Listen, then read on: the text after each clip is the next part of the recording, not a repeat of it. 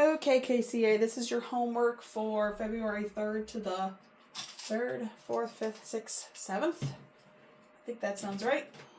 Okay. Anyways, this is 4 pages and it's pretty easy. This is all stuff we've been doing before, except for the only tricky thing is probably going to be putting it on the piano. But just identifying the letters, putting it on the piano. So don't forget your name. First one is G. Just right here. That's all you have to do is y'all have to color it in. You can use a colored pencil. You could use your regular pencil. It doesn't matter. And I'm just going to write the letter here for you too. You don't have to. But if it's helpful, then awesome. The rhythm changes, but that doesn't make a difference. It's still the same letter. Like if this wasn't a quarter note and it was a whole note or a half note, doesn't matter. It's still an F. Okay. This is a D, a C, and a C. C. So why are these on the same key? Well, that's because the piano has lots of C's on it. Here's a C, and there's a C. So that would be the low C, that would be the high C. But there's 8 C's on a piano, so it's lots of different C's, lots of different possibilities. Lots of different possibilities. Okay, here's another D. F and F. I guess they got lazy at the end and they just put 2 of the same right next to each other. Okay, so that's this page. Pretty easy. Next page, we actually have to draw them on. It's even easier now. We don't even have to read it off the treble clef. We can just write them right on. The only tricky part is now we have to watch for sharps and flats. If it is a sharp, we have to raise the note a half step. That means moving this way up to the next adjacent key. If it's a flat, that means we have to go down a half step. We have to go this way down the piano, down the keyboard to the next adjacent key. There's C. Here is B flat, F, G,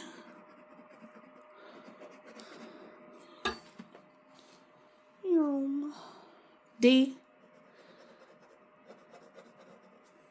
C sharp, F sharp, E, C flat. Okay, here this is hard. Okay, because here's C.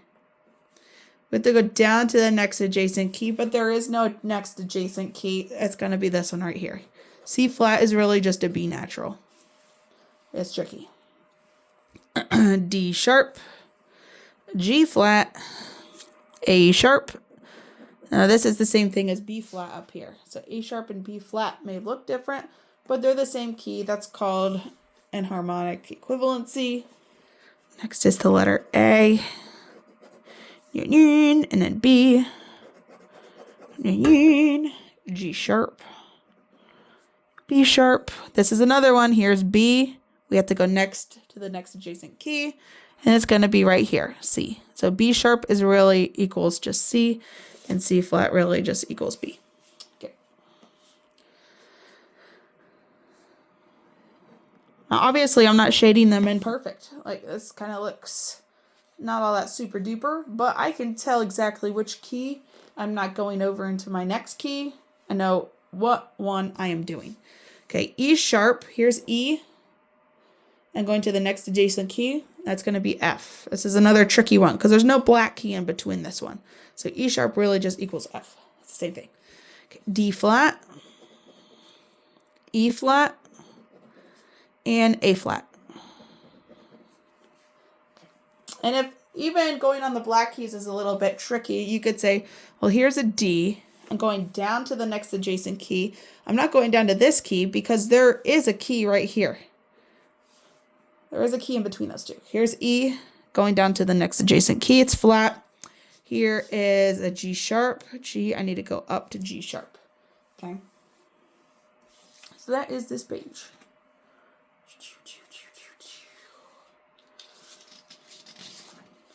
Okay, next is writing in our counts. This is all just half notes, quarter notes, and quarter rests. And it's all in 4/4 time. So every measure is getting 4 beats. Don't go under 4, don't go over 4. It is right at 4. Okay, at the beginning of every bar line, we reset our number to 1, and this means that we are done. It's a double bar line. So I have 1, 2, 3, 4, 1, 2, 3, 4, 1, 2, 3, 4, 1, 2, 3, 4. Well, it just doesn't get easier than that. Now, it is a little tricky to see. I'm going to zoom in. Oops, too far zoomed in. Because there are some half notes here that are a little tricky to see. But they are half notes. When you have it in person, and you actually see the piece of paper, you can tell that these are half notes. But on the phone, you can't really tell. 1, 2, 3, 4. 1, 2, 3, 4. Another way you can tell is that there's a lot of space here. So there's more space after the half notes than there are the quarter notes. 1, 2, 3, 4. 1, 2, 3, 4. That's that line. Let's see if I can just zoom out just a little tiny bit. That should be good. Okay. And I'm just going to roll down the page, because this should be automatic by now. We've been doing this since the beginning of the school year.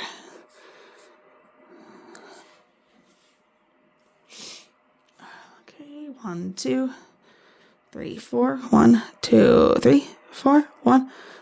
That's a 4. 1, 2, 3, 4. 1, 2, 3, 4. That's our first rest. Now we're into the rests. 1, 2, 3, 4. 1, 2, 3, 4. 1, 2, 3, 4. 1, 2, 3, 4. 1, 2, 3, 4. 1, 2, 3, 4. 1, 2, 3, 4. 1, 2, 3, 4. 1, 2, 3, 4. 1, 2, 3, 4. 1, 2, 3, 4. 1, 2, 3, 4. 1, 2, 3, 4. 1, 2, 3, 4. 1, 2, 3, 4. 1, 2, 3, 4. 1, 2. Whoops, I put that one on the outside. 3, 4. 1, 2, 3, 4. 1, 2, 3, 4. 1, 2, 3, 4. Last line. Wow. 1, 2, 3, 4. 1, 2, 3, 4. 1, 2, 3, 4. 1, 2, 3, 4. Wow, off of 4. Okay, but there it is. And I'll just kind of zoom back on that a little bit.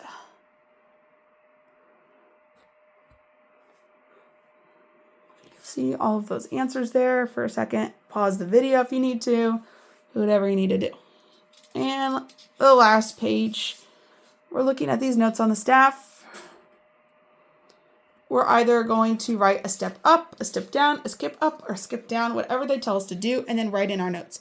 So this is an E. A step up from E is an F. I need to make sure that the F has a line going right through it. D goes to E. F goes to G. Now we're going step down.